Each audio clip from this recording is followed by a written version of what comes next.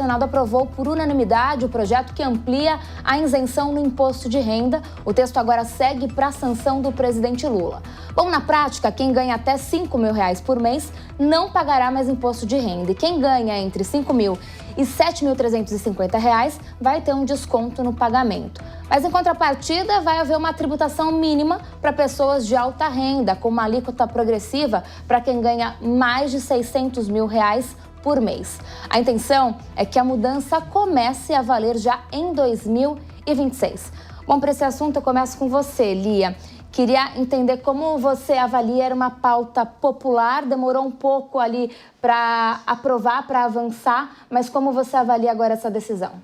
Essa era uma pauta governista, né? Foi de campanha eleitoral, inclusive, era uma grande promessa desse governo e que se concretiza agora, mas que efetivamente entrou mais na agenda a partir de março desse ano.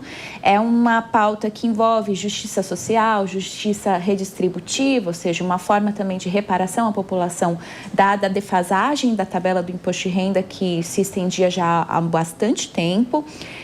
E, sem dúvida, mexeu ali com ânimos de quem vai pagar e quem vai cobrir esses custos, porque, afinal, o Estado precisa continuar arrecadando recursos para distribuir nas suas ações, nas suas políticas. Então, apesar da ação ser, né, favorável, da isenção de até R$5 mil de quem recebe isso salarialmente, pensando em outras classes sociais que não contribuíam, a partir de agora, a partir do ano que vem, começam a contribuir. Então, quem tem investimentos, que tem isenção fiscal, isenção de imposto de renda, a partir do ano que vem já começa também com esse projeto de lei a contribuir. Então, essa é uma mudança estrutural que, ao meu ver, é positiva, ela traz benefícios para a nossa população e, sem dúvida, faz com que haja mais consumo. Afinal, se você antes pagava o imposto de renda e agora você vai ser isento, você tem mais disponibilidade dos seus próprios recursos para comprar, para consumir da forma como você desejar.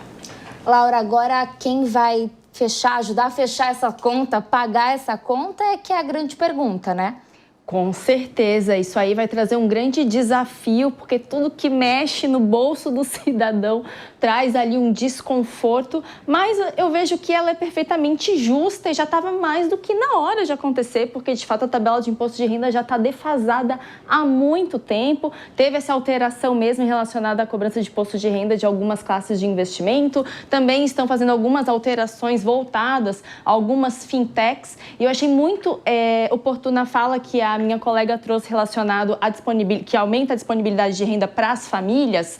Um ponto muito importante, se nós vivemos em uma sociedade que uma parte significativa dela está endividada, uma parte significativa inadimplente, essas famílias estão trabalhando para pagar juros. Sim, os juros estão corroendo a renda familiar por conta de um cenário extremamente preocupante na conjuntura econômica brasileira. Então eu vejo que essa questão ela é muito oportuna, já estava mais do que na hora, é justa, existem mecanismos sim de fazer a conta fechar, mas também é necessário acolher essa questão de que as famílias estão endividadas, inadimplentes e trabalhando para pagar juros. Thaís, com a aprovação do imposto de renda, você acha que o foco agora é a tributação das bets e fintechs? Isso pode aumentar a arrecadação? Tomara que sim. Eu quero ver os super ricos serem taxados nesse país. Esse é o meu sonho. Eu não consigo entender um país onde até a classe média baixa, questiona o porquê da taxação dos super ricos. É uma coisa impressionante, precisa ser estudado esse pensamento e essa resistência de taxar os super ricos se a gente vive num país que está esculpido desde a nossa Constituição Federal a justiça social como um valor absoluto da nossa nação. Então, os meios que isso vai acontecer, com certeza deveria ser através da taxação não só dos super ricos, mas também dessas formas de tentar ludibriar, de tentar dar um jeitinho no não pagamento de imposto. Então, isso aqui não tem imposto porque é um produto, e daí dá-se um jeito de tentar levar para um outro caminho onde você dê uma volta nos impostos. Então, assim, gente, vamos taxar bet, vamos taxar fintech, vamos taxar super rico, que daí fecha a conta, tá tudo certo, e vida que segue e justiça social acontecendo. A gente traz, então, mais um assunto, esse bem importante também. Como esperado, a Câmara dos Deputados aprovou o projeto que amplia a licença paternidade. A proposta que segue agora para o Senado prevê um aumento gradual, passando dos atuais 5 dias para um total de 20 dias daqui a 3 anos. Bom, na prática, a ideia é aumentar para 10 dias em 2027, 15 dias em 2028 e 20 dias apenas a partir de 2029. Os salários serão cobertos pelo INSS e, segundo o teto da Previdência, dessa forma, os pais teriam mais tempo ali para auxiliar as mães, os bebês logo nos primeiros dias de vida. Nathalie, uma vitória não só para os pais, acho que para a sociedade, principalmente quando a gente para pensar em pais de primeira viagem, que não tem uma rede de apoio. Sem sombra de dúvidas, Danúbia, está correta, né? É importante o pai participar dos primeiros dias, né? Não é nem meses de vida, né? do bebê, da criança. Então, é um ganho social, sem sombra de dúvida. É claro que a gente ainda tem que evoluir aqui em termos, né, de quais são esses benefícios, como que isso vai ser pago, tá? Isso é importante a gente também avaliar. E, claro, é uma maneira das próprias empresas reterem esse talento, né? Então, é importante ali, né, uma vez que o pai ele acaba tendo mais opções, né, para poder ajudar ali, não só na composição da renda, mas como uma atuação familiar, né? De você estar ali junto da mãe nesses primeiros dias. Agora, como eu disse, o que é importante a gente avaliar é como isso será pago. Sempre costumo dizer, né? O nosso problema previdenciário, já que a opção foi feita ali pelo INSS, não é no nosso regime geral de previdência. O que precisa ser discutido é uma reforma ali previdenciária, principalmente em termos de um regime próprio de previdência, né? Então, o que provavelmente pode acontecer dentro dessa discussão é falar o seguinte: olha, não temos recursos para fazer esse tipo de pagamento.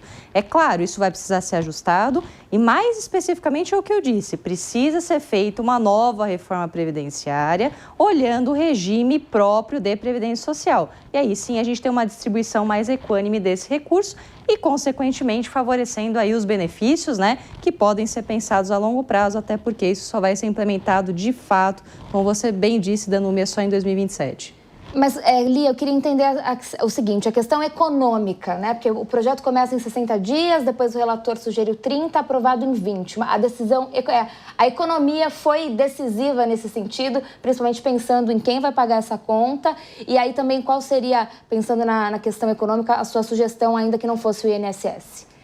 O projeto em si já prevê um impacto de mais ou menos 5 bilhões de reais ao ano, dado essa reestruturação de pagamento, né, dado a licença.